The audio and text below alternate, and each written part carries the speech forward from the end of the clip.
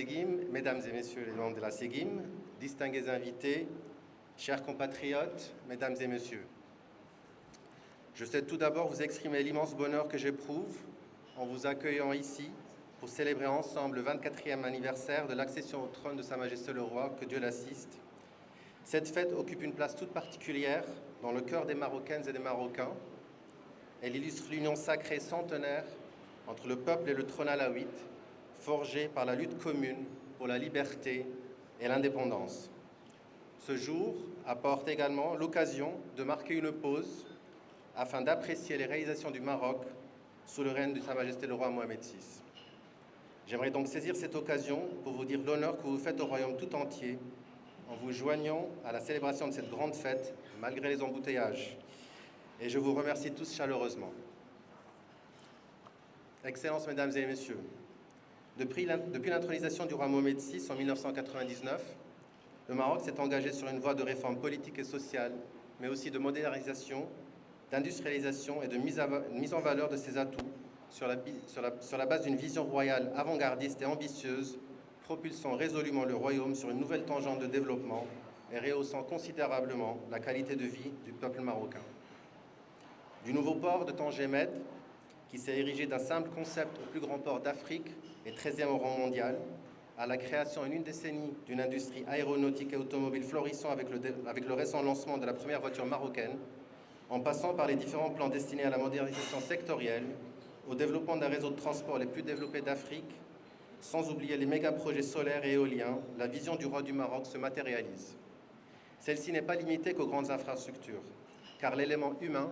a toujours été central à cette vision soucieuse de renforcer les capacités des générations marocaines pour assurer leur compétitivité dans un contexte géoéconomique en pleine recomposition.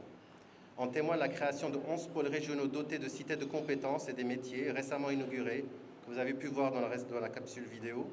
le parachèvement de la couverture sociale et médicale universelle d'ici 2025, mais aussi la conception d'infrastructures modernes permettant à la jeunesse marocaine de s'émanciper culturellement et sur le plan sportif. L'exploit accompli cette année par les Lions de l'Atlas lors de la Coupe d'Afrique de basketball, de la CAN U23, de la CAN U17, mais aussi de la Coupe du Monde au Qatar, ainsi que celui des Lioncelles de l'Atlas parvenant pour la première fois à la Coupe du Monde féminine, sont le fruit de ces efforts. C'est dans cet esprit que le Maroc a annoncé cette année sa candidature pour abriter la Coupe du Monde de football en 2030, avec nos amis voisins l'Espagne et le Portugal, pour une rencontre unique en son genre, servant de pont entre l'Afrique et l'Europe. Ainsi,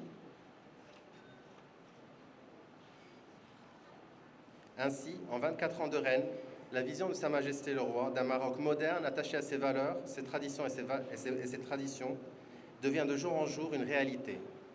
Nombreux sont ceux qui doutaient de la capacité du Maroc de relever ce défi, mais nous voilà résolument sur la voie de l'émergence et les indicateurs plaçant le Royaume parmi les 5 plus grandes économies d'Afrique, premier investisseur africain en Afrique de l'Ouest et deuxième sur le continent, premier producteur africain d'énergie renouvelable et dans le top 5 mondial des pays les plus performants dans la lutte contre les changements climatiques, confirme cette tendance positive. Le nouveau modèle de développement adopté l'an dernier prévoit une nouvelle génération de projets audacieux à l'horizon 2035 afin de poursuivre cette marche positive vers l'avant et combler les lacunes existantes. Excellences, Mesdames et Messieurs, cette vision royale dont je viens d'esquisser quelques exemples concrets ne se limite pas qu'au Maroc, car le reste du continent africain, et la Guinée est bien placée pour le savoir, y occupe aussi une place de choix. Dans son allocution au sommet de l'UA en 2017, Sa Majesté le Roi avait indiqué, et je cite, « Ma vision de la coopération sud-sud est claire et constante. Cette vision est mon pays partage ce qu'il a, sans ostentation. Cette vision est aux antipodes des pratiques datées, car elle privilégie une coopération sud-sud solidaire et volontaire, axée sur le co-développement, en partageant les clés du succès marocain avec ses frères et sœurs du continent sans contrepartie. Cette approche est aussi accompagnée d'un ferme leadership royal pour défendre les intérêts africains, notamment dans les domaines de la migration, de la sécurité alimentaire, des changements climatiques et de la santé, ou encore de propulser de nouvelles initiatives et de nouvelles dynamiques régionales, à l'instar de l'initiative des États africains atlantiques, du gazoduc Nigeria-Maroc pourront servir de catalyseur industriel ouest-africain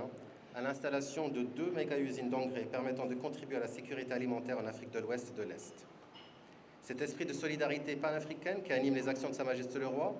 trouve ses racines dans le groupe de Casablanca, de l'ère de décolonisation. Ce club restreint de leaders visionnaires africains nous a notamment laissé pour héritage une amitié sincère entre feu leur majesté les rois Mohamed V et Hassan II et feu le président Ahmed Sékou Touré, que Dieu ait leur âme, mais a aussi porté les prémices du panafricanisme et a servi de base du projet de l'unité africaine, deux concepts très chers au roi Mohamed VI. Excellences, Mesdames et Messieurs, avant de m'installer en Guinée, on m'avait prévenu du volume de travail à Conakry. Je pensais que c'était une simple exagération, mais à peine arrivé, j'ai aussitôt réalisé la profondeur de cette relation singulière qui découle justement de cet héritage forgé par l'histoire et l'amitié personnelle liant les leaders de la Guinée et les rois du Maroc de l'indépendance à nos jours. Le partenariat entre nos deux pays s'est substantiellement accentué durant le règne de Sa Majesté le roi Mohamed VI. Bien que cela relève de l'impossible, j'essaierai ici de vous en donner un bref aperçu en 5 points. Les 2 visites royales effectuées à Conakry en 2014 et en 2017 ont donné une nouvelle impulsion à la coopération multidimensionnelle entre les deux pays, avec la signature d'une quarantaine d'accords et le lancement d'une douzaine de projets royaux d'envergure presque tous finalisés aujourd'hui, notamment dans les domaines de la pêche, de la santé, de l'agriculture, de la formation et de l'énergie. Je suis d'ailleurs fier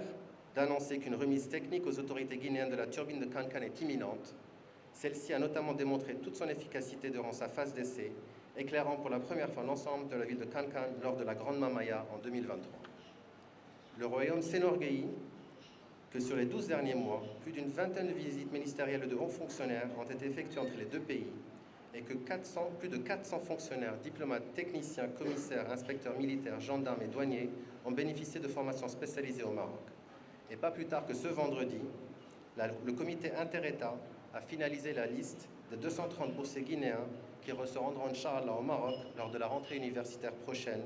et qui viendront renforcer les plus de 5000 lauréats guinéens du Maroc composant l'ASEGIM, fleuron du brassage culturel et humain lié aux deux peuples. La coopération militaire s'est vue également bonifiée par le grand succès de la 4e campagne de saut en parachute, permettant la formation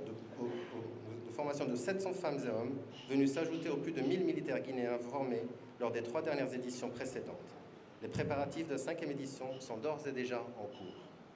Aussi,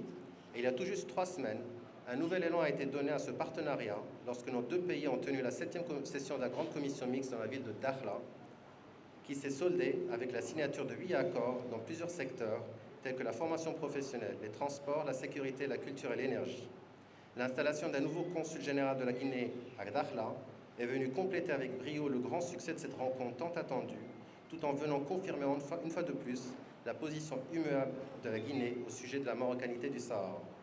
Enfin, s'ouvrant sur de nouvelles perspectives de renforcement des échanges entre nos deux pays, un forum économique maroc-guinéen se tiendra avant la fin de l'année et aura pour but d'offrir une plateforme de rencontre pour les grandes sociétés marocaines et les opérateurs guinéens en vue d'exploiter les opportunités de co-développement couvrant une multitude de secteurs ciblés. J'aurais pu aller encore plus loin dans l'exposé de l'œuvre commune du Maroc et de la Guinée, mais ces quelques réalisations, qui ne représentent qu'un fragment de l'édifice bientôt séculaire de la riche coopération maroco-guinéenne, donnent déjà un avant-goût assez consistant de la profondeur et de la densité des liens et des échanges qui nous unissent. Excellences, Mesdames et Messieurs, je m'excuse si mon intervention a trop duré, car je m'étais initialement engagé à limiter mon allocution à 4 minutes, mais j'ai vite réalisé que je m'étais fixé une mission dantesque, tant la coopération entre nos deux pays était multidimensionnelle et variée. Si l'on devait résumer les choses, le Royaume du Maroc et la République de Guinée sont liés par une fraternité historique et nos deux pays se sont toujours épaulés pour surmonter nos difficultés respectives lors des différentes phases de notre histoire. Ce précieux héritage de solidarité continue de se perpétuer de génération en génération et le Maroc continuera à accompagner et soutenir la Guinée, en l'occurrence durant cette transition, ainsi que dans ses efforts pour la refondation de l'État, tel qu'initié par le président de la transition, le colonel Mamadou Doumbouya, visant à l'aboutissement des aspirations du peuple guinéen pour une Guinée stable, forte, émergente et prospère. C'est l'occasion pour moi de vous le redire, chers frères et sœurs, cet engagement auprès de la Guinée ne saurait jamais être ponctuel et son caractère immuable et constant découle de la haute attention qu'accorde Sa Majesté le roi Mohamed VI à la Guinée et son peuple, dont l'amitié fait la fierté de tout le royaume. Vive l'amitié maroco-guinéenne, Lainsar Sidna, je vous remercie. Merci, monsieur l'ambassadeur, pour ces 2 discours. Merci. 3,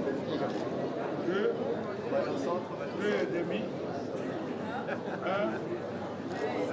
5.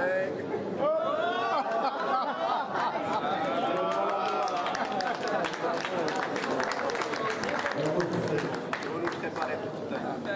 On est tous invités au buffet de l'autre côté.